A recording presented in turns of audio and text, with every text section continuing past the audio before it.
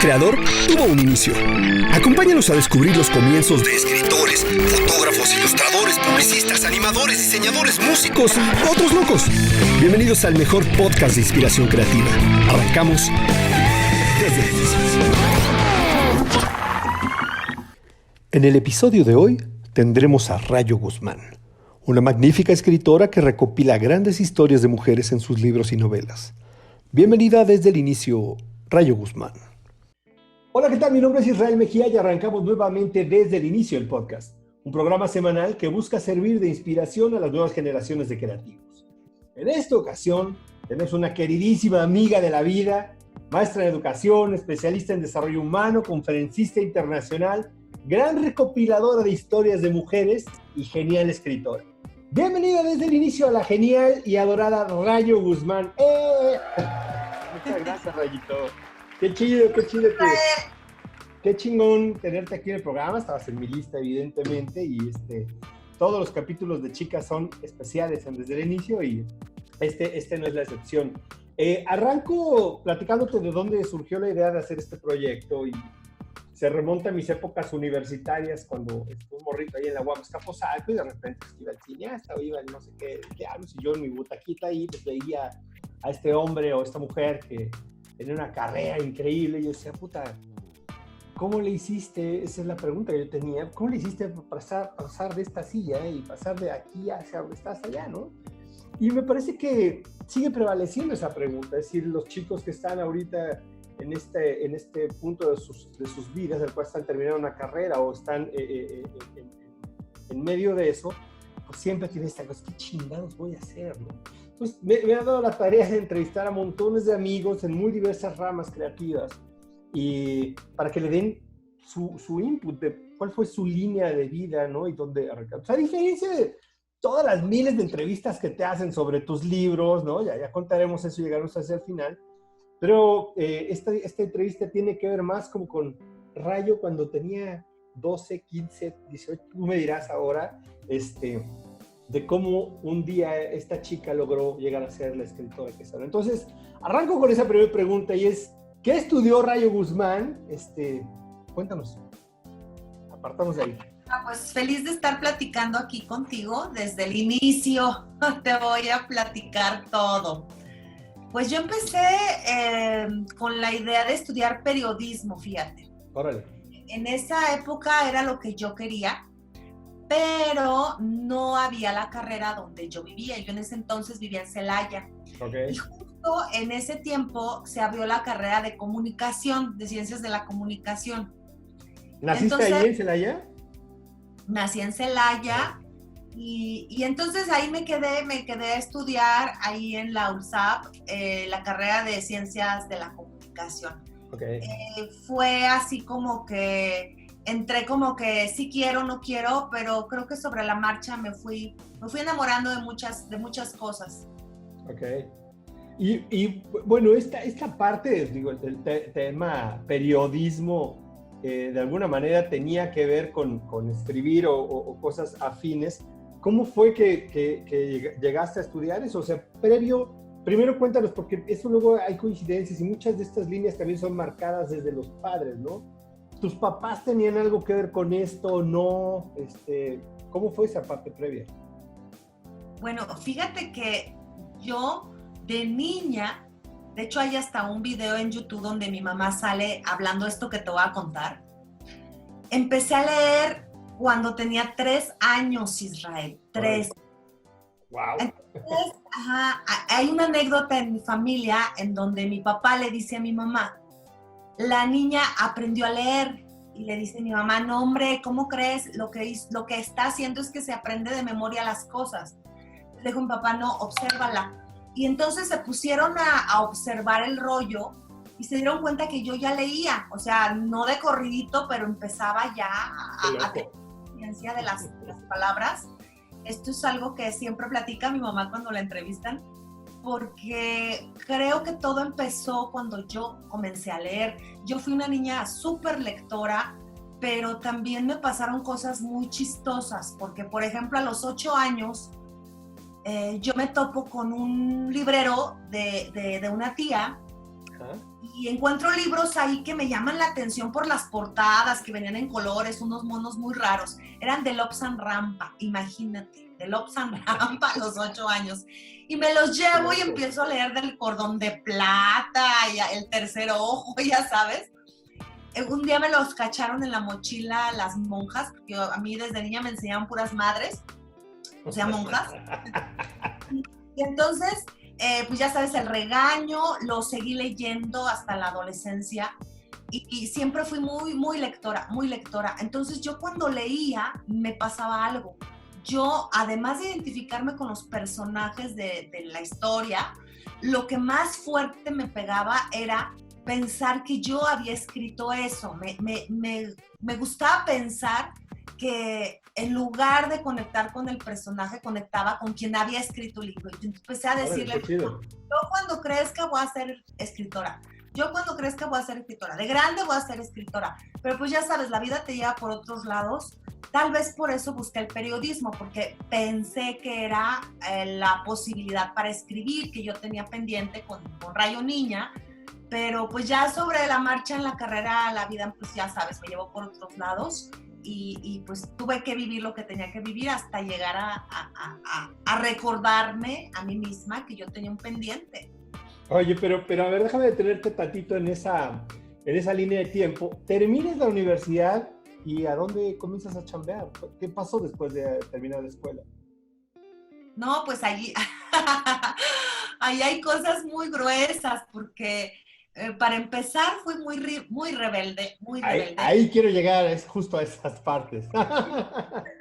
Muy rebelde.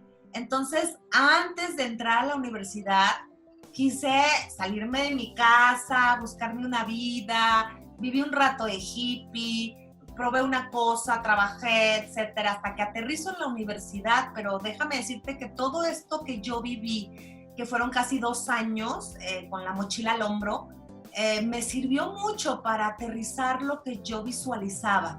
Nada más que ya sabes que el destino se carcajea de ti, dice, sí, cómo no, ya verás, mañana, ¿no?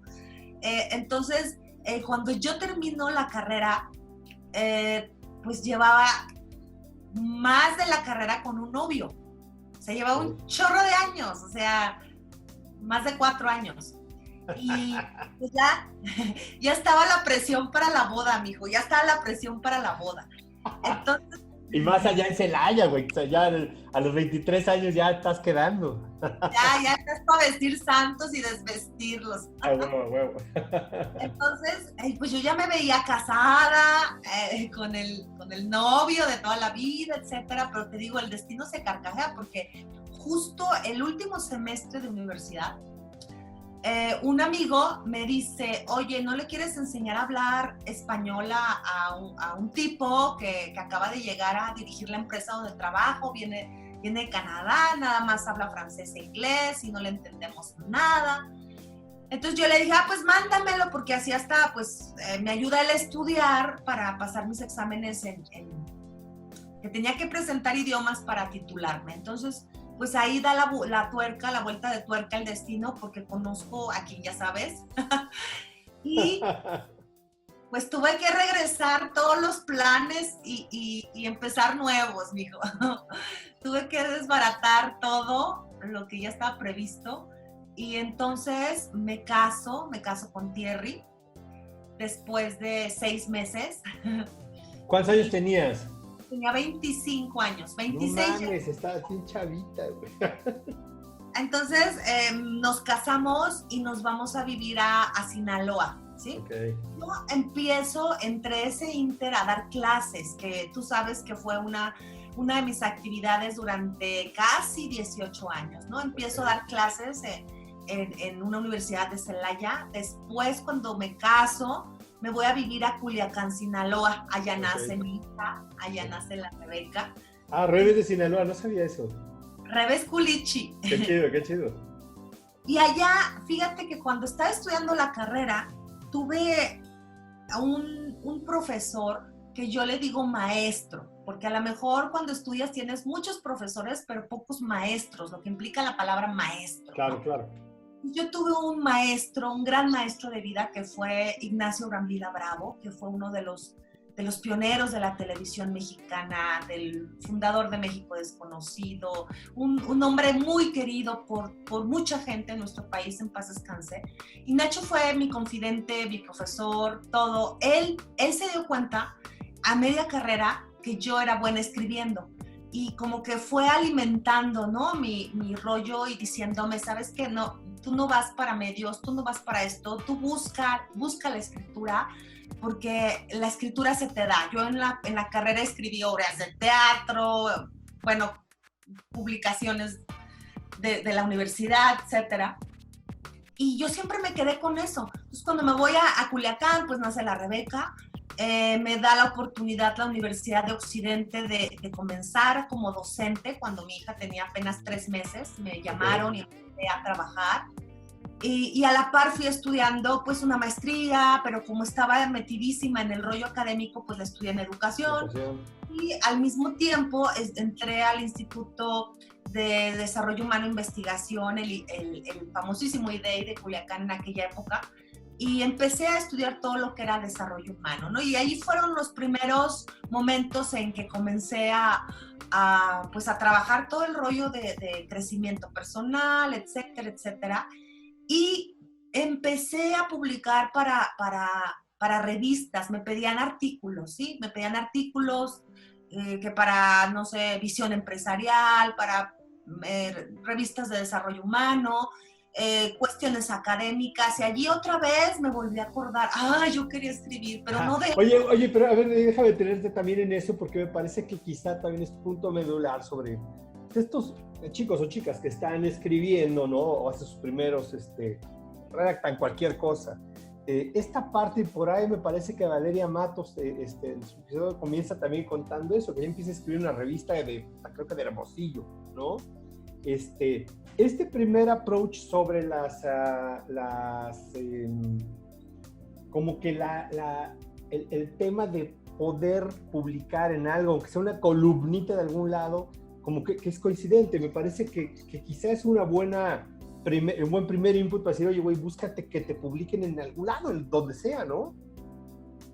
Sí, fíjate que cuando yo daba esas aportaciones, algunas revistas, etcétera, porque pues ya sabes que nos tocó una época en que todavía no estaba internet, no existía el rollo. Que había revistas. Cuando mucho tenías un correo electrónico y así como que lo usabas súper propio, ¿no? Así. Claro. Onda memorándum. Entonces, las publicaciones se iban a revistas que todavía eran impresas en papel. A ti te tocó toda esa época, hiciste cosas padrísimas. Entonces, en esos momentos yo me recordaba, o sea, tú querías escribir, pero no de esto. Y escribí algunos textos académicos colaborando con otros amigos de la vida universitaria, pero siempre estaba en mí, no, ya no quiero hacer esto. Me fue muy bien, y tú lo sabes, me fue súper bien, llegué a coordinar carrera universitaria, llegué a posgrado, a trabajar muchísimo, a crear mucha empatía con los chavos, que realmente yo disfrutaba el universo académico. La universidad era como la manera de ahorrarme el psiquiatra, decía mi marido. La pasé de poca porque se vivieron muchas cosas.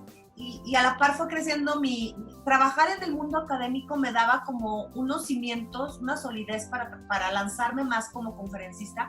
Y entonces empecé a dar conferencias, talleres, me moví por varios lugares de la República, en muchas universidades, empecé a cruzar a la comunidad hispana de Los Ángeles, de Chicago, de Texas, y así se me fueron acumulando los años, y claro, yo que todavía no escribía. Pero bueno, al final es un ejercicio que también fue de la par con eso, ¿no? Porque de alguna manera tampoco lo dejaste del todo, ¿no?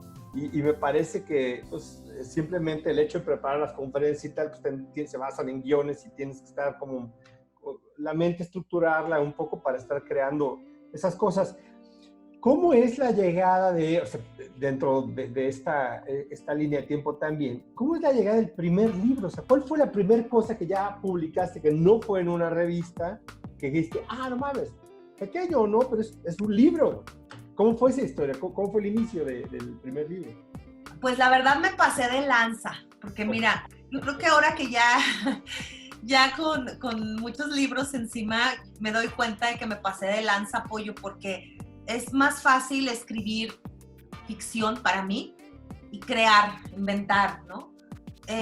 Pero no me di lo que pudiera pasar en el momento en que accedo a la invitación de una amiga que se dio cuenta que había un concurso en México a nivel nacional que se llama Mujeres que se atreven a contar su historia.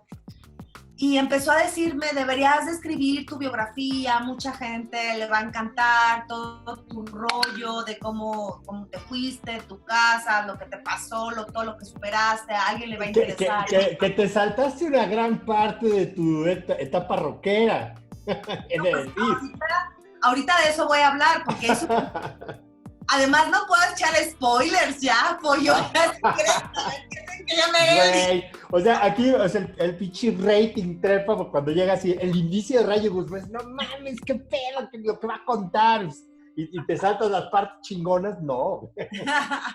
No, lo que pasa es que imagínate que comienzo mi trayectoria literaria escribiendo mi biografía, un texto autobiográfico. Entonces yo lo hago. Para empezar puse un montón de pretextos. No, es que el trabajo, es que la hija, el marido, el perro, la tortuga, ¿no? ¿A qué horas calificar exámenes, preparar clases? Hasta que dije, no, bueno, está bien, lo voy a hacer. Me acuerdo que se dormían todos en la casa y yo me metía a mi oficina a escribir por las noches. Empecé a hacerlo, lo mando a la dirección electrónica, era impreso y mandabas los ejemplares, chalala. Y entonces, pues ya lo dejé ir, le dije a mi amiga, ¿sabes qué? Ya me animé, ya lo mandé, ya se fue, quién sabe. No tuve ninguna expectativa, ninguna, Israel, ninguna. De hecho, en ese año yo me fui con mi marido a Italia a hacer un viaje muy largo por Europa en coche. Viajamos por varios países en auto con la pequeña y recuerdo que después de que regresé, entré a la universidad, estaba dando clase y yo tenía un correo electrónico que utilizaba solamente para tareas y cosas de la escuela, claro, que no recordaba que es el que había puesto para en el concurso. Para el concurso, exacto.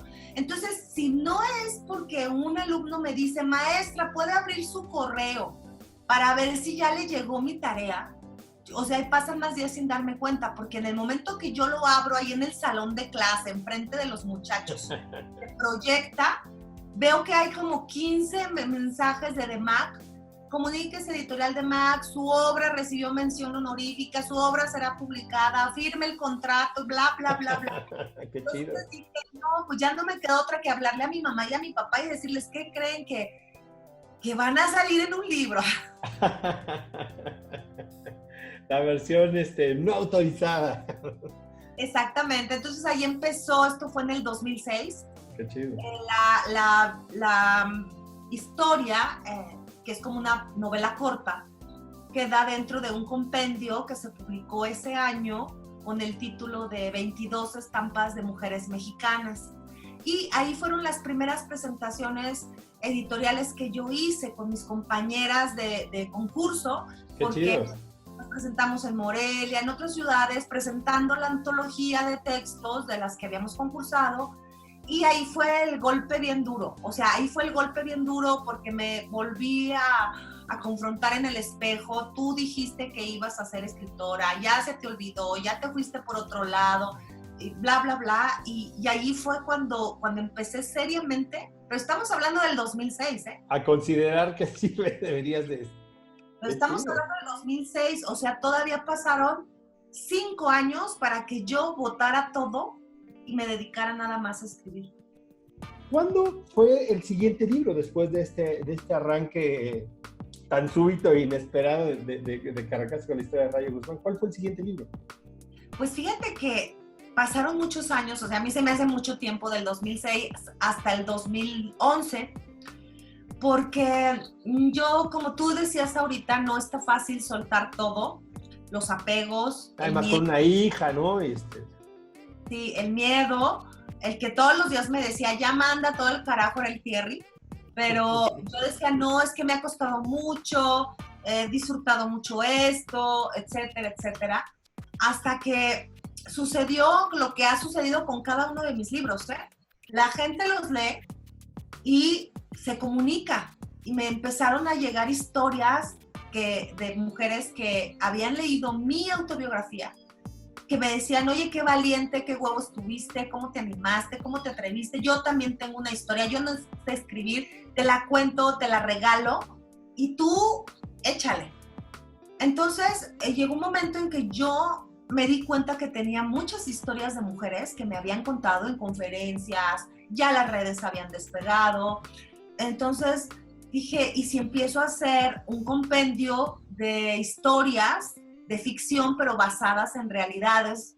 Y empecé a trabajar ese manuscrito, y un día me levanté y le dije a Thierry, desde mañana estás casado con Rayo Guzmán, escritora. Acabo de renunciar a la universidad, voy a cerrar mi oficina, se acabó esto, y desde mañana lo único que voy a hacer es escribir.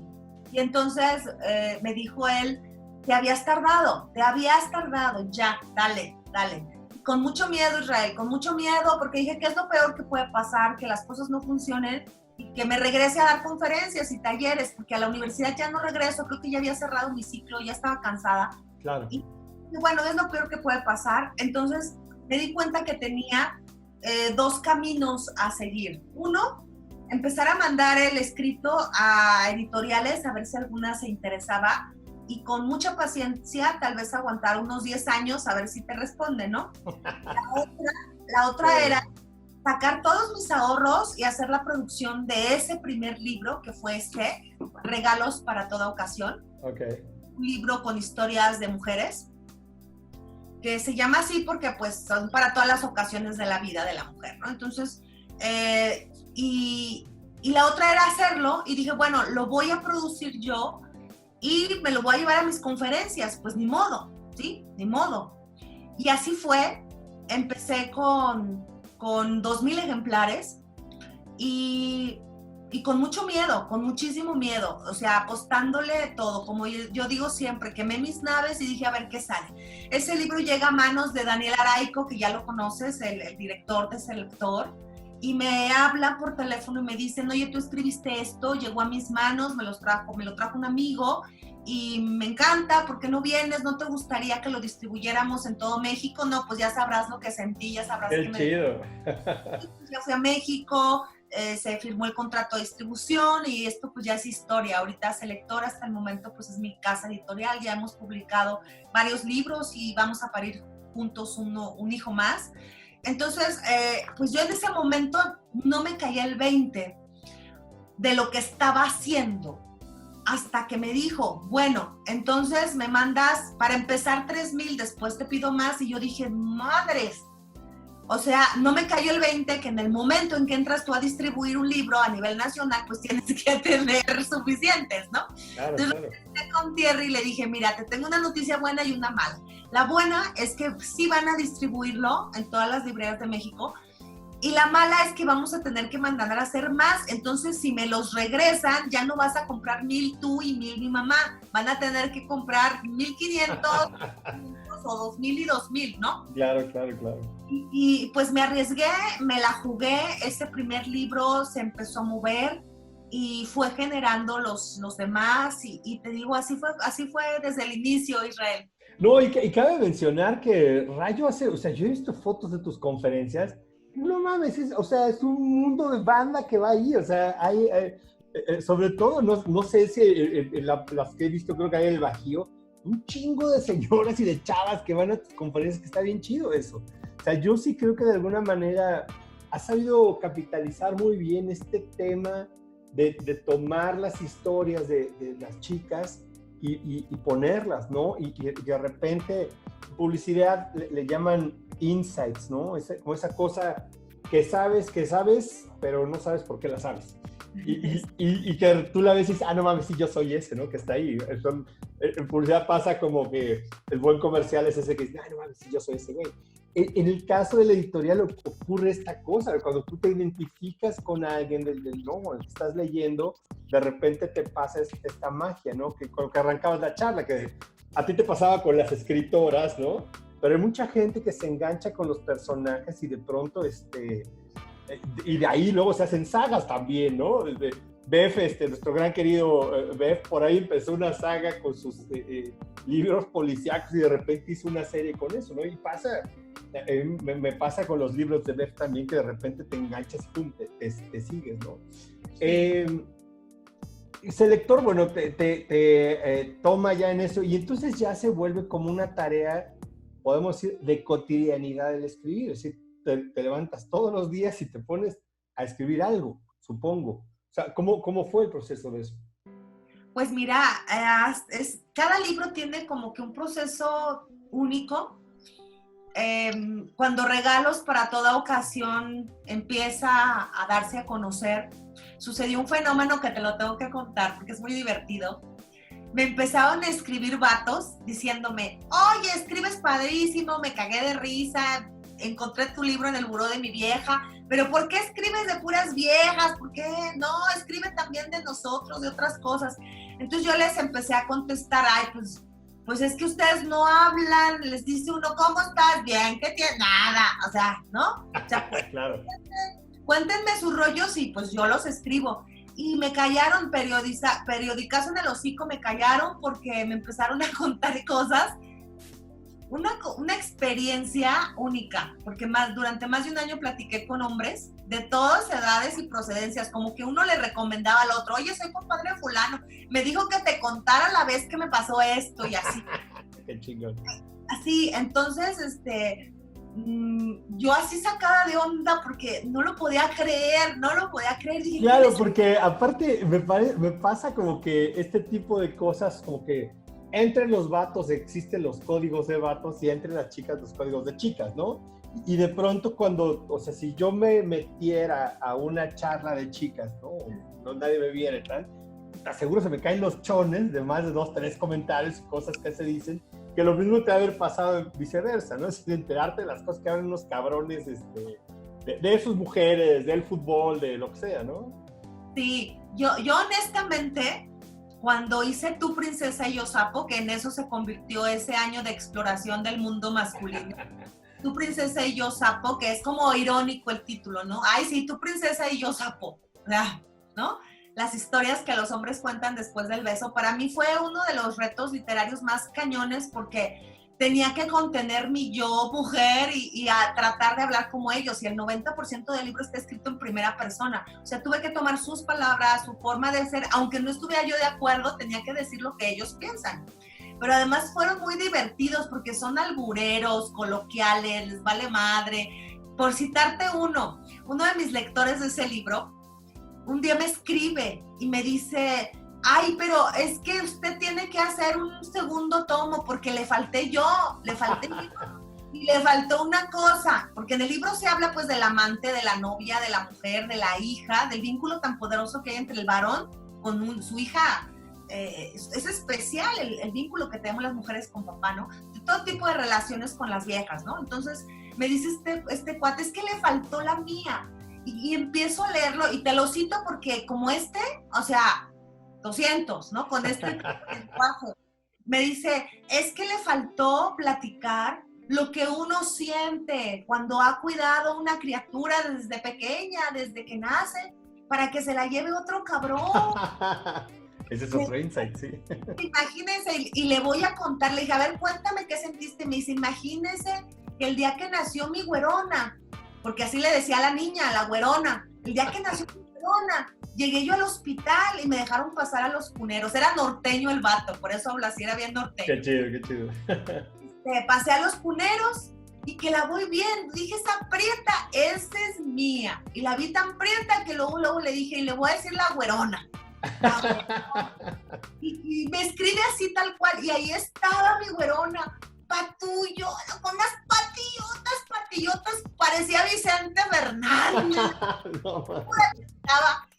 Y cuando me la dieron sentía que resbalaba y me empieza a contar y de los novios de la güerona y cuando se dio cuenta que tenía chichis, cuando se dio cuenta que ya estaba cinturada y de lo que él sentía como padre y la angustia protectora, etcétera. Entonces para mí fue una experiencia padrísima leer todas las cosas. Hay unos relatos, bueno, después acuérdate que ese libro se convirtió en una puesta en escena al lado del cantante Tony Saratini, de Mario Carballido, y te lo juro que en el año de gira que hicimos, llenábamos los lugares. Y era genial que las señoras llegaban del brazo del marido al show, y el marido se veía con cara de, me trajeron a huevo. Y a los 15 minutos el señor estaba de pie aplaudiendo cuando nos presentábamos en bares o en cosas así más privadas, que estaban con la copita, hasta le gritaban a Mario y a Tony, mándale una cerveza a ese cabrón, bravo. Entonces fue un libro que me dio más confianza, más seguridad, me llenó de pues, esa necesidad que yo tenía de seguir creyendo en mí. Y entonces vino ese gran momento, ese gran boom, ese gran, híjole, pues es que a raíz de cuando mamá lastima, mi vida cambió, ¿no? Después de Tu princesa y yo sapo, yo me doy cuenta que entre las historias de mujeres y de hombres, la figura de la mamá era muy poderosa. Y hago una pregunta en redes, ¿qué hizo tu mamá que te lastima? Y no, güey, o sea, llegaron historias de familiares, de amigos, de conocidos. Claro.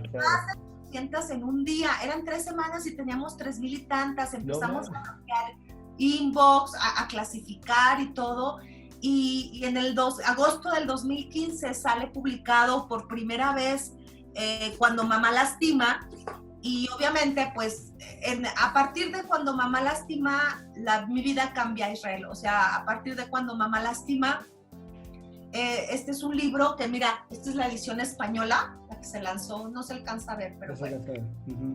Bueno, es la edición de España. Por aquí a ver si luego ponemos algunos... Tenemos imágenes. La edición de lujo, que esta es la edición conmemorativa. Que está cabrona. Grupo Editorial Selector, que tiene un prólogo de Ana Mar Orihuela. Ve qué preciosa está. Qué bonita está, sí, está.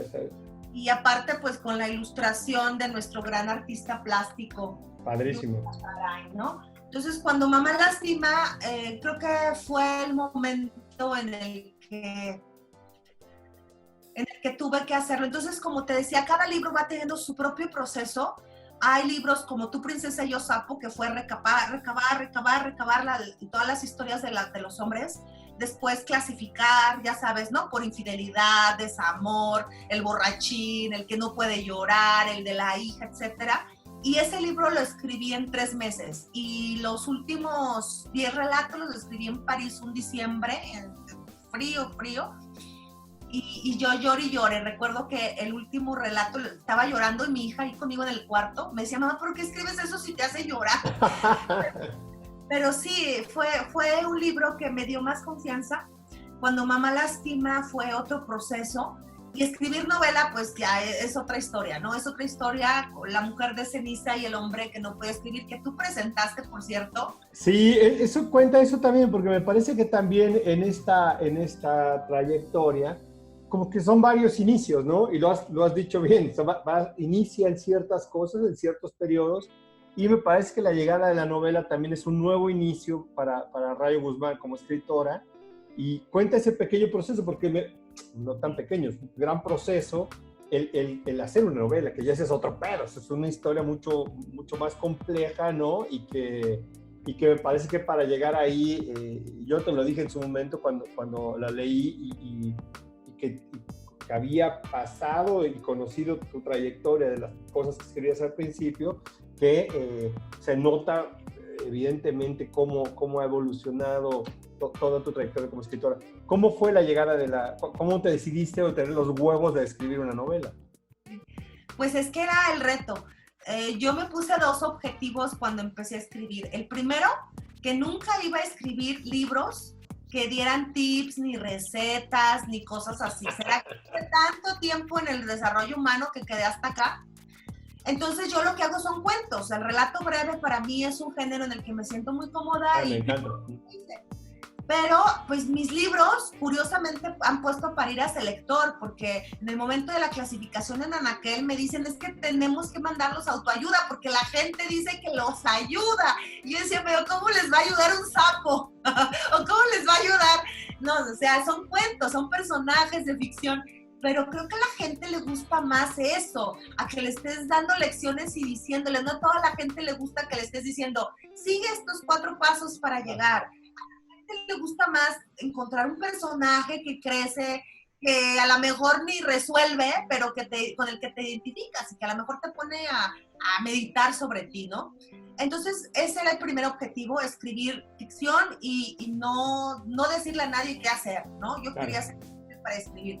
Y el segundo objetivo era escribir novela, porque es el gran género literario y tenía que abordarlo tarde que temprano. Entonces, con La Mujer de Ceniza, la historia empezó en un sueño, soñé con este proyecto y empecé a jugar.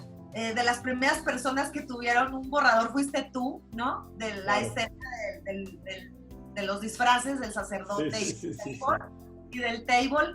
Me recuerdo cuando tomé, en esa época talleré mucho, entre ellos talleré con Javier Velasco, por ejemplo, al que quiero muchísimo, que me llevó muy padre, lo admiro muchísimo. Sí, talentazo. En el taller llevaba yo 2 o 3 capítulos de la novela y cuando le llegó por ejemplo, el capítulo del table, me dijo, no le muevas nada, así sucede.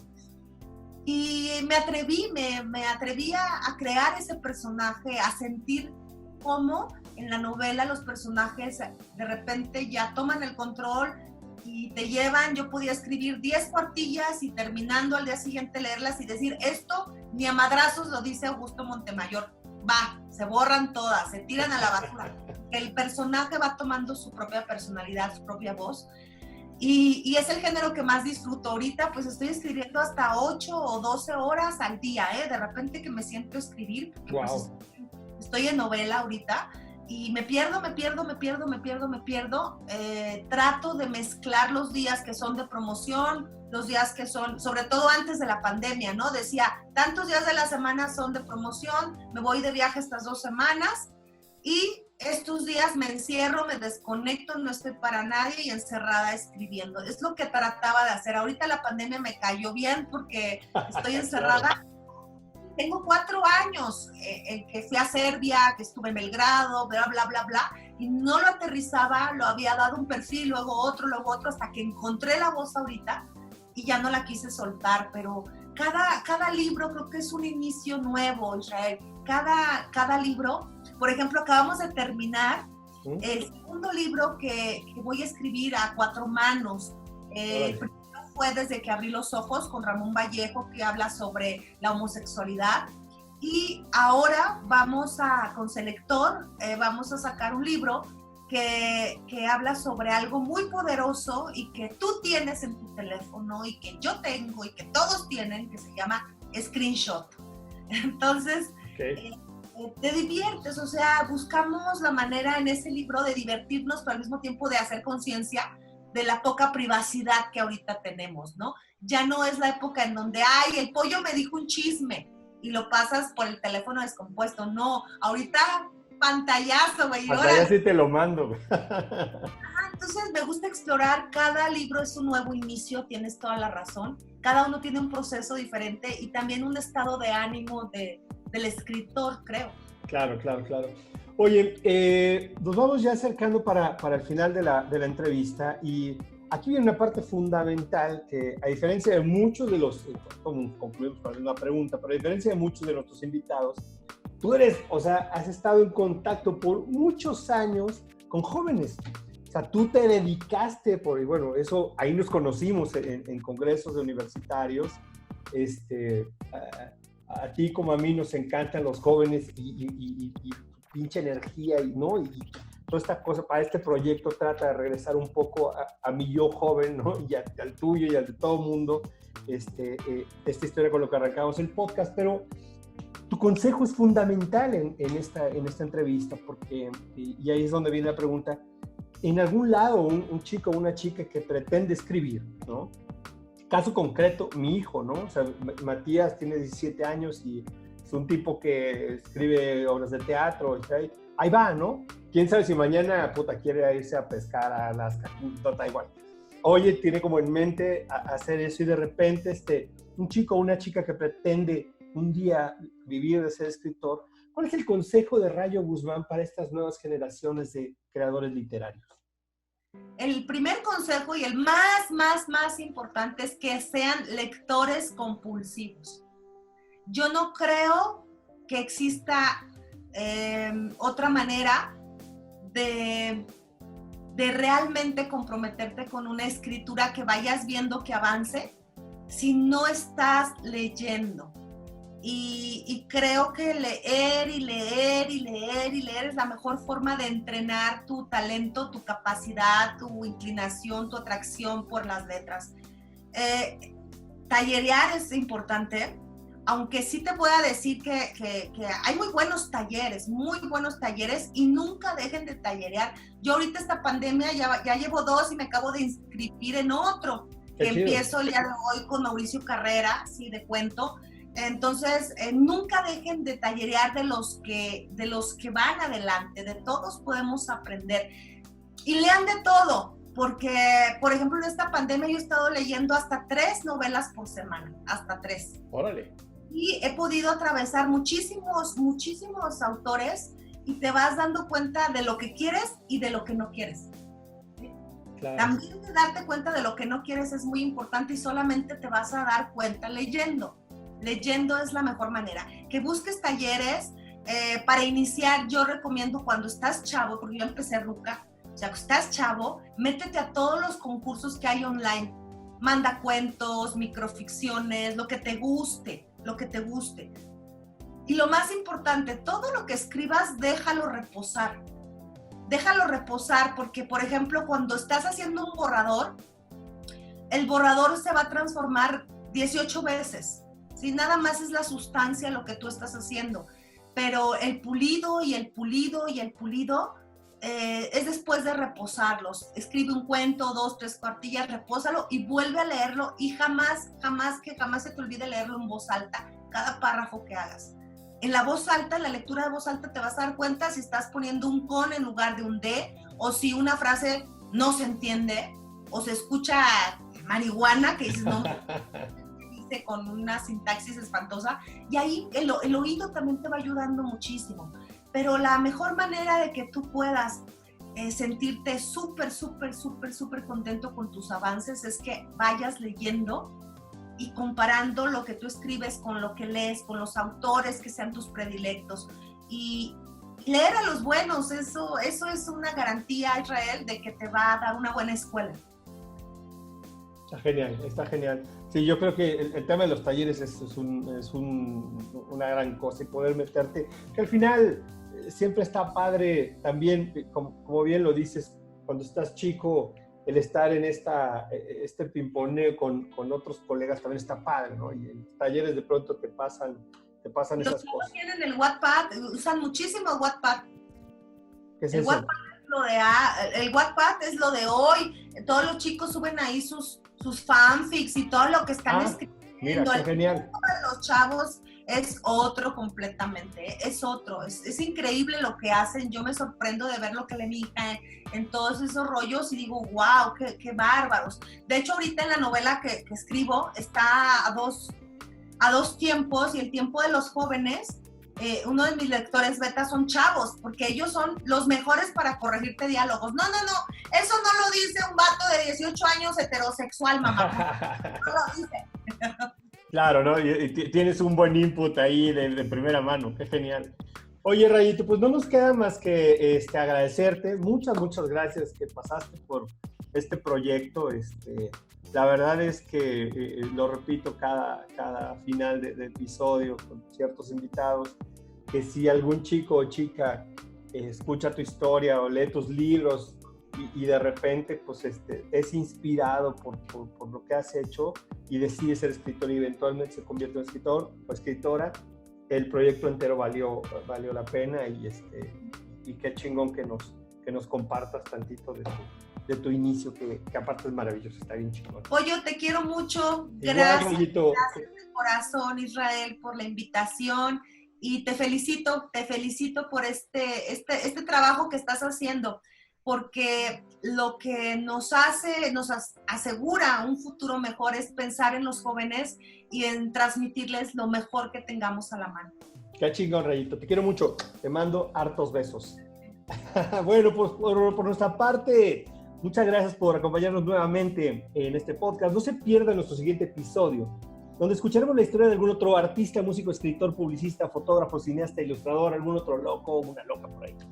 Suscríbase a nuestro canal de YouTube, active ahí las notificaciones, siga nuestro Facebook e Instagram y escuche también este podcast en Spotify o en iTunes. Nos vemos la siguiente semana por acá, donde nos inspiraremos nuevamente desde el inicio. Gracias.